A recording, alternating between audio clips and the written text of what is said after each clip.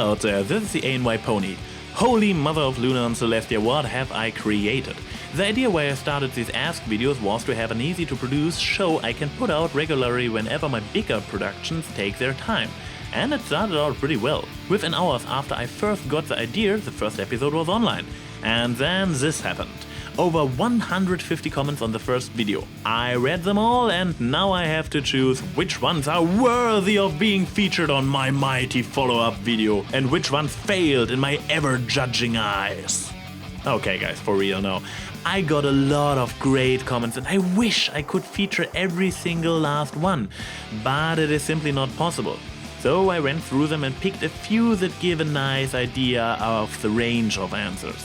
But before we get into those, I have a new question for you to answer in this episode's comments. For everybody who hasn't seen my Magical Mystery Cure review I made in cooperation with The Voice of Reason yet, I championed the idea that Twilight actually got incinerated, went to Pony Heaven and was sent back to Equestria, or if you want so, was reborn, as a pony version of an angel. In short, she died and is now some kind of spiritual undead entity. The funny thing about this theory is that probably no pony will ever be able to prove me wrong, since I don't expect the series to ever explain the exact circumstances that quote-unquote turned Twilight into an alicorn. Also, more or less everybody on the Bronies React episode for the Season 3 finale got the same impression as me, and at least Philly Foo adhered to this idea throughout the show. But that's not the point. I want to hear what your theories are. Do you have a headcanon similar to mine? Maybe an even darker one like in this comic where everything that happened after the spell was just Twilight's version of the afterlife while her friends mourn her? Or do you believe Twilight just got teleported somewhere? If so, where was she? Was Celestia really there or was it just some kind of astral projection? Give me your thoughts on what the hey happened during the season's finale! Now for what you guys had to say last time. First of all, you're welcome, Edward. After all, it was your comments that gave me the idea for this show. Credit where credit is due. Anyways, I wanted to know who would you like to wear the Alicorn amulet if it should return to the show. In hindsight, I probably should have kept this question more open, since a lot of you were focused on rather realistic possibilities for actual episodes. But there were quite a few nice outside-the-box ideas as well. Also, this question raised a few counter-questions and speculations about the amulet itself. Leatherwolf117 wondered where it came from in the first place. Calamarina MB speculated if the amulet could cause a permanent corruption if it was worn long enough. And Twango T went even further and came up with the theory that the Alicorn amulet is actually an earlier version or knockoff of the Elements of Harmony, saying that while the Elements of Harmony are an improved, better version, they still corrupt their bearers. Only a lot weaker, explaining all the mental breakdown episodes and even the Nightmare Moon incident. Others like Dracosonic Mile don't like the idea of the amulet at all, let alone its return.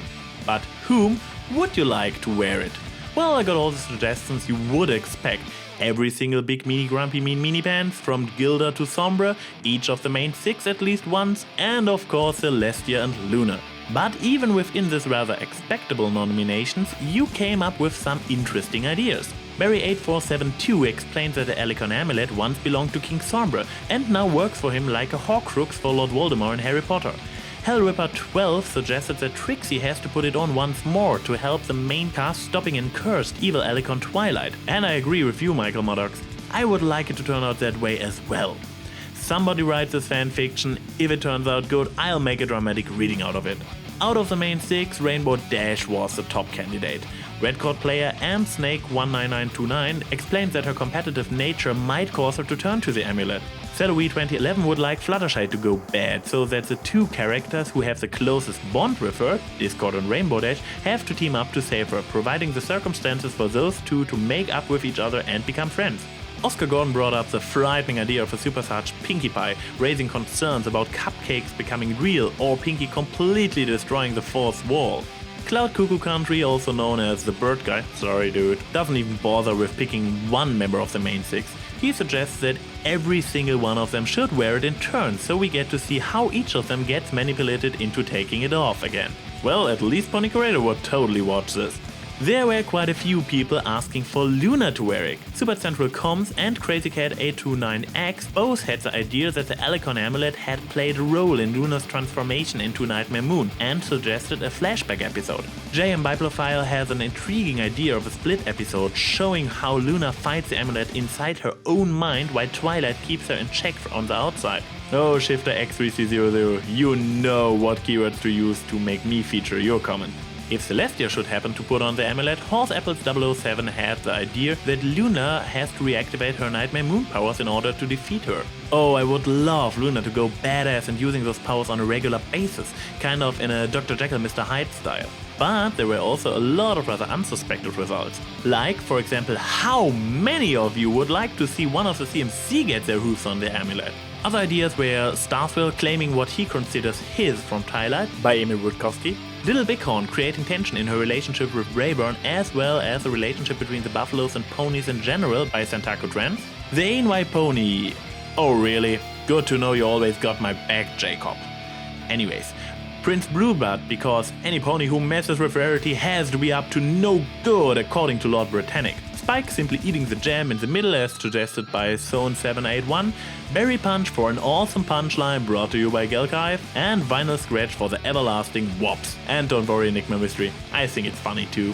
Biter and dBPony simply went with their above favorite characters, namely Orlicious, respectively Fancy Pants. Pony Cordera and Stional even provided small plot summaries for whole fan fictions. Pause the video right now in order to read them. Finally, three rather original ideas that caught my attention were Dragonlore Fury's story of a power-hungry student for Twilight using the amulet, Agent 00 Cold's scenario of a shadow figure born out of the Alicon amulet and other dangerous magical objects that were given to Sakura for safekeeping, and finally Novasa 1's vision of Philomena gaining the ability to speak thanks to the amulet and becoming a freedom fighter for all the pets everywhere. Okay AnYPony, this was my selection of comments. If you are interested in all the great ideas you guys came up with, just go to the previous video and check out the comments for yourself.